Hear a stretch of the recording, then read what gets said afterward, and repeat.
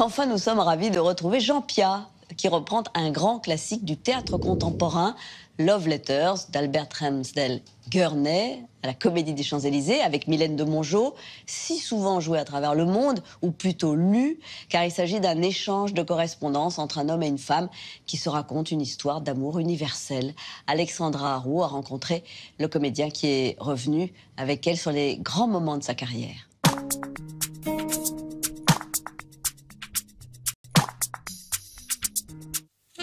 Chère Mélissa, ma mère vient de m'apprendre la mort de ta grand-mère. Je te prie d'accepter mes sincères condoléances. Merci pour ton petit mot. J'aimais beaucoup ma grand-mère, même si elle était un peu ennuyeuse. J'espère que tu es heureux à Yale. Je t'embrasse, Mélissa. Jean Piat, 92 ans, 70 ans de carrière, dont 25 à la Comédie Française, remonte sur les planches dans Love Letters d'Albert Gurney avec Mylène de Mongeau. Il est Andy, elle est Mélissa, et nous suivons leur correspondance amoureuse tout au long de leur vie. C'est une pièce d'amour et que exprimer l'amour au théâtre, c'est toujours important. Mais c'est l'histoire d'un amour compliqué. Parce qu'ils sont connus à l'enfance et les amours d'enfance se traduisent très rarement finalement par un amour continu à l'âge adulte et à l'âge de vieillesse. Et là, au contraire, ça continue. Jean Piat, un des plus beaux CV du théâtre français. Amoureux des grands auteurs, il a aussi été metteur en scène, notamment d'une pièce d'Alfred de Musset. Il a prêté sa voix au cinéma, celle du magicien Gandalf dans Le Seigneur des Anneaux, ou encore incarné Robert d'Artois dans Les Rois maudits pour la télévision.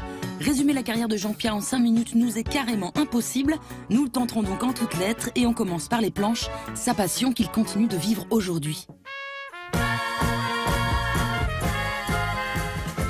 Je me sens chez moi sur une scène de théâtre. Il faut dire qu'il y a longtemps que je les fréquente.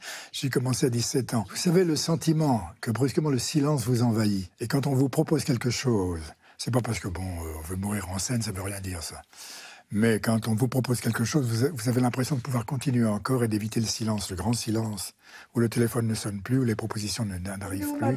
Alors on m'a proposé ça et j'ai dit oui parce que c'est très naturel de dire oui quand on sent qu'on est capable encore d'exprimer quelque chose au théâtre.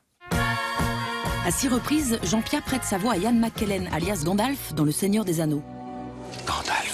Gandalf, oui, c'est ainsi que l'on m'appelait. Gandalf le Gris.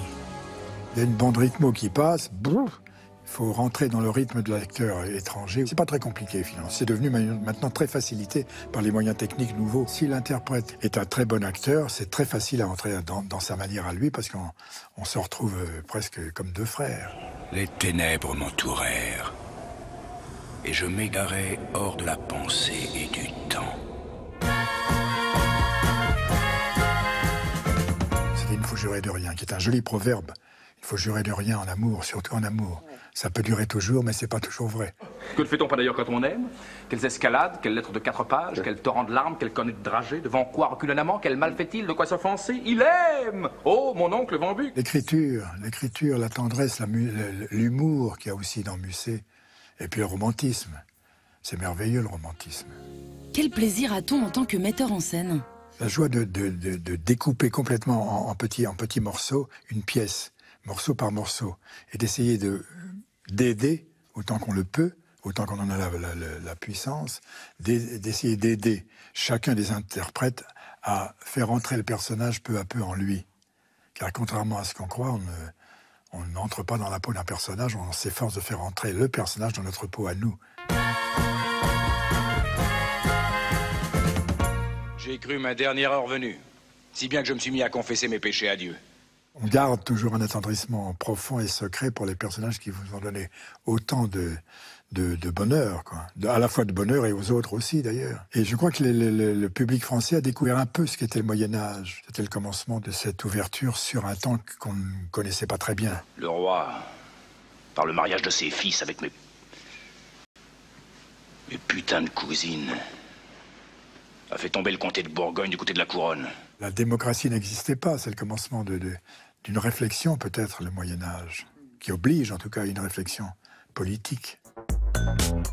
Et enfin, petit coup d'œil dans le rétro, Jean Piat est-il fier de sa carrière? Vous savez, je crois que mener une carrière, ça fait partie des choses qui ne m'ont jamais troublé beaucoup. Diriger une carrière, avoir des idées précises sur non, je me suis laissé faire. Et je crois que je peux pas me plaindre. En tout cas, il nous a donné envie d'aller au théâtre.